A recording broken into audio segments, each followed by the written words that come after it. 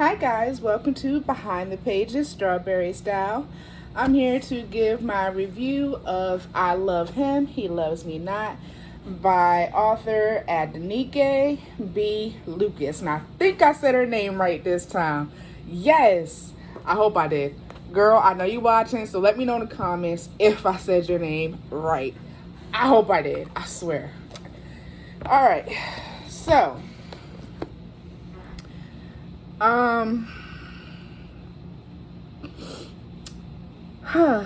girl,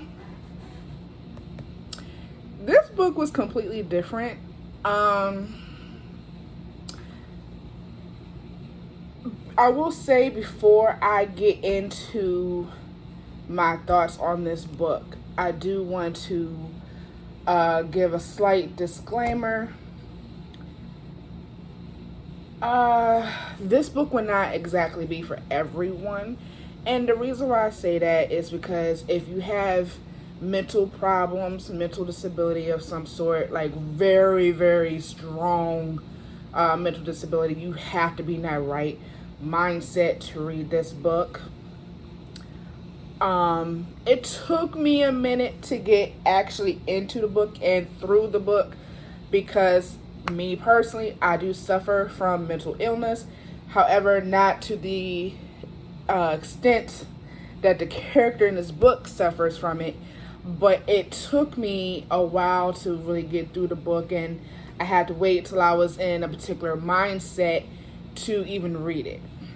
But I will be honest and say that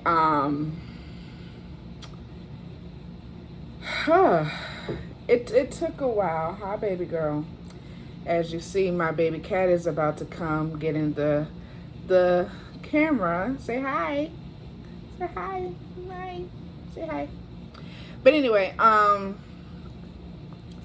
yeah, we have characters we have Valley, we have Jack, Chandra, Giselle, Dr. Sumter, and so on. I do want to read a passage in this book to you guys. To be honest, from just reading this passage, I'm like, okay, I know I'm going to feel away. Like, I was in my feelings and everything. But I'm going to go ahead and read it. I actually highlighted everything I was going to read. Okay. And this all started from the prologue. But I will say this. A good book is a good book is good when you start to have the feels of all kinds. Whether it starts from the prologue or the first 3 chapters. This, for me, started in the prologue. Just like in Birthright. Oh, but anyway, sorry. So, says here, Valley, come here right away. Chandra yelled up the stairs to Valley, irritated that her child had disrespected her once again by not keeping up with her regular chores. Now, Chandra is the mother to Valley, just by the way, FYI. Yes, mother, I'm coming right away. Not knowing exactly what her mother wanted, Valley understood the tone of her voice meant she had done something to displease her. Valley's footsteps could be heard as she ran down the stairs. She paused at the bottom of them to smooth out any unsightly wrinkles in the dress her mother meticulously handpicked from her closet full of clothes fit for a princess. She then took a deep breath and calmly walked into the kitchen where her mother and father were. Dad at the table reading his newspaper and Mommy at the sink irritated, tapping just one finger and just one foot. Valley, what did you do? Mommy looks upset. I didn't do anything. I was a good girl today. Valley spoke to the voices inside of her, who kept a watchful eye. Excuse me. They were useful in keeping her on the straight and narrow, but they were also notorious in getting her world of terrible trouble. Also, excuse me, I am a bit under the weather, so I do apologize. Anyway, Valley stood at attention and scanned the room for her offending act which saw nothing out of place. However, her brow began to glisten from the beads of nervous sweat that had begun to form from anxiousness. Valley, think of something quick. You're going to get it for sure. She looked helpless at her father in hopes that he could give her a hint of what was to come, but he continued to remain engrossed in the sports section of the Richmond Times-Dispatch. Unfortunately, Valley had no choice but to call her attention to her mother, who waited patiently for her child to grant her the undivided attention she so rightly deserved. Without one word, Chandra turned to the sink and pulled out a dirty plate, one fork, and an unwanted cup. Unwashed. I need me some water, but unwashed cup. Usually, I'm gonna pause. Usually I have a drink when I'm giving reviews. I don't know why I don't have my drink right now. I would ask my man to get it, but he's in the shower, so just me and my baby girl, Ashley. And of course, I wish she was a human right now, even though she acts like a human. But anyway, yeah. Valley noticed those utensils as her own.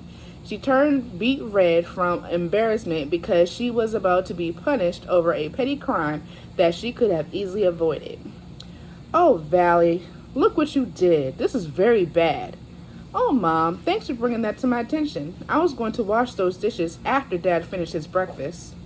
Chandra didn't react to Valley's feeble attempt to correct her mishap. For dramatics, she purposely let the dishes fall back into the sink with no regard, and they slammed and clanked into each other as they hit the stainless steel pit. Get ready, Valley, and say a prayer, because only God forgives. Be quiet. Mommy might hear us and get madder. The voices in her head agreed with her command and settled down and became still. They feared Mommy just as much as Valley did, and hated the punishment just as much. Chandra silently walked to the utility closet and came back with a brown, quarter-of-an-inch thick, worn-out leather belt. She nodded her head down and looked at Valley from beneath her wrinkled brow and uttered one word: strip. Shaking like a leaf, Valley knew there was no excuse good enough when her mother had made her mind up to carry out the punishment. She looked over at her dad, hoping to make one last attempt for help. He didn't budge from the sports section, but turned the page unceremoniously to read the next headline, never having acknowledged her presence, even though he knew what she'd have to endure. I guess that's the hardest thing about being a parent, when one parent is trying to discipline their child, yet the other parent got to stay there and just go along with it. Sometimes it can be very, very hard. Oh, Lord. I have no idea.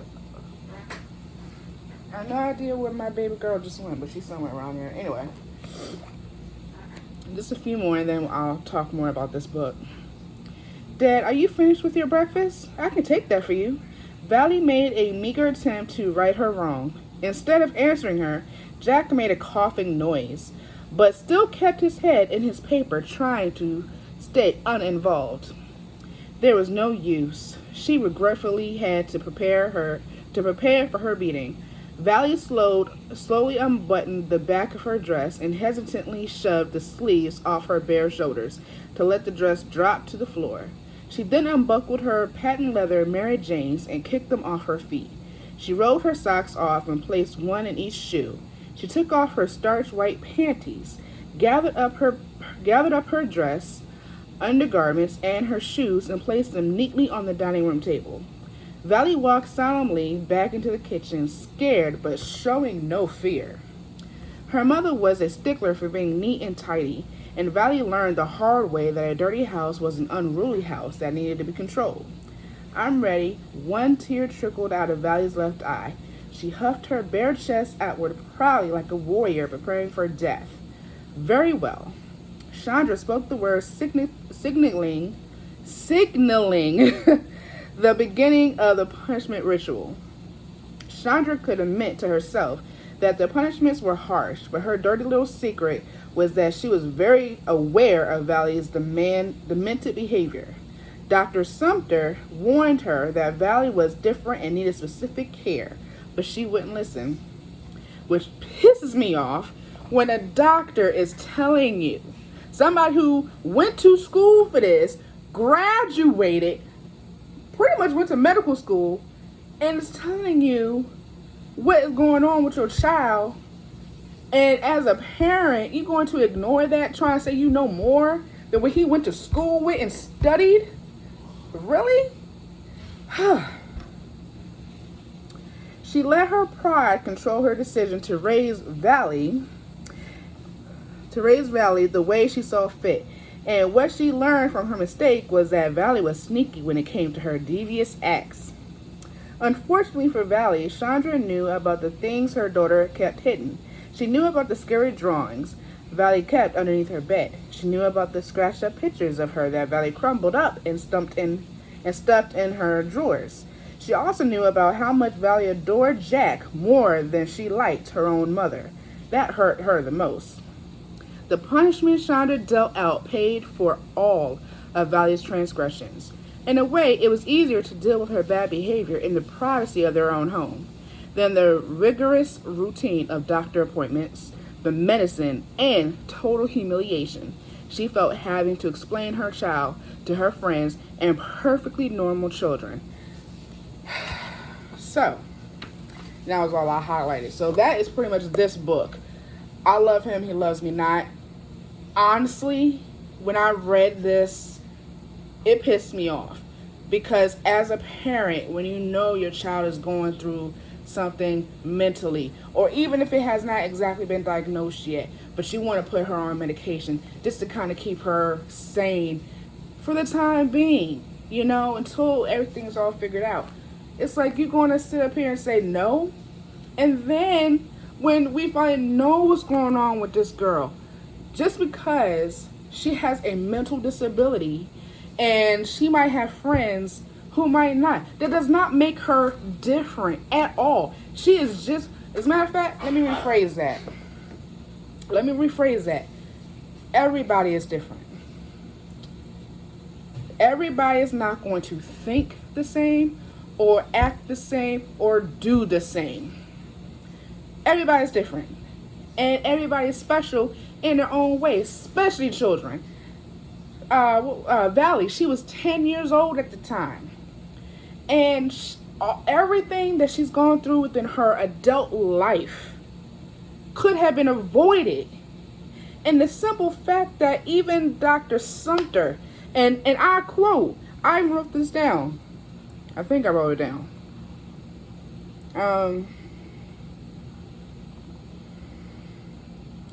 Now, Dr. Sumter had told Valley's adopted parents, who is Chandra, and I forgot the father's name, but I don't feel like going back. You know, of course, that she has a borderline personality disorder. Medication will help her keep her balanced, and if they can't get the program on that, then they would have to rethink being parents. And it's like, you guys chose to be parents. Valley didn't ask to be here. You see what I'm saying? She didn't ask to be adopted by y'all. But then y'all want to act like you want to give her a nice home and treat her like a normal child, as y'all want to put it. But yet y'all abusing her by keeping her off her medication. Like, this book, honestly, it pissed me off so much. It pissed me off. Like, literally, there's sometimes I had to put this book down.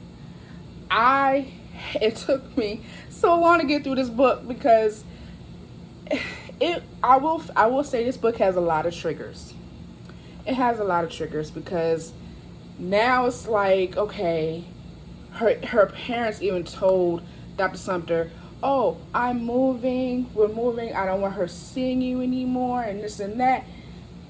And the fact that it's like, okay, I just don't get how some parents are. It's like they're so nonchalant, so naive. Like, really? But I'm not gonna keep raving, but I don't want to, like I said, I don't want tell any more of the book. I'm just really going to tell the beginning in terms of my thoughts and what was going on. But Valley, I felt like she really could have been helped. You see what I'm saying? Like, everything that was in her mind, all that could have been avoided if she stayed on her medication. And those with mental disabilities, it is imperative, it is important that you have to be on your medication. And people who do not have or suffer from a mental disability of any kind of sorts would not ever understand what is in somebody's mindset. Valley had voices in her mind. You know, voices telling her to do certain things, act a certain way. She tried to ignore it, but then it's like, you know. Star rating. This is the first time. I'm going to have to give this a 4-star. I give this a 4 out of 5. Usually I give her books 5 out of 5, but this one was a 4 because I swear this book was a trigger for me. It really was, and it was so hard for me to read. It was. So my advice to other readers, definitely read this book, but I will say you gotta be in that certain mindset. If you have a mental disability, this will be a trigger. I can't tell you to, I don't know. I would have to say you just have to be in the right mindset. It might take you a while. You might not finish the book. I don't know. But I will say it does take a certain audience, so to speak, to read this book because it does have triggers. At least it was a trigger to me because of what I suffer from. Like I said, what I suffer from is not nearly as close as what Valley suffers from, but it was a trigger for me, and it took me a minute to get through this book. But I will say I give this a 4 out of 5. Girl, like I said, you can write your ass off because any book that you write, regardless, oh, I need to charge up my phone. But any book that you write, regardless on what rating I give it or what have you, if it makes me feel a way or I'm having feelings towards something, that means it's a good book. Because if I don't have the feels, or if I don't feel anything when I'm reading something, it ain't a good book and I would not recommend it. But I do recommend this book still. But you did do a good job, especially wanting to make me feel away. But yes. So that would conclude my review. Of course, we are in the month of August. Just a few more days left until September. I was one book shy away from reading all of her books for the month of August, but I did read Birthright. I will leave that review in the description bar below. I also read Vampire Whore. I will also leave that review in the description bar below as well. Definitely check them out. Like this channel, like this video, leave me your comments. You know, hit the subscribe button if you like. And when you do hit the subscribe button, hit the bell right next to subscribe. That will give you guys notifications of all future updated videos that I upload and post. And of course, check this out. But like I said, you gotta be in that right mind frame. And I will also link the author's information in the description bar below. Definitely check her out. And also, I will be featuring a box which is featuring her and her book Birthright. That will be on this channel soon. And what else? Oh, and I will be back with another updated video as well, because I will have a few updates on what I'm going to do with this channel moving forward. Because I have noticed that I don't upload videos as often as I used to, given that with school and everything going on. So I do upload very slowly. So for those of you who I'm supposed to be reading books for and reviewing, bear with me if it takes a long time. Bear with me if I have to sometimes postpone your reviews. Bear with me because with me being in school and having everything going on right now, it kind of takes my attention first. But like I said, I will cover all of that in my next video, which will be an update, either an update or more likely it's going to be an unboxing box featuring author Adenike B. Lucas. So with that being said, guys, I'm going to end it here, and happy readings. Bye.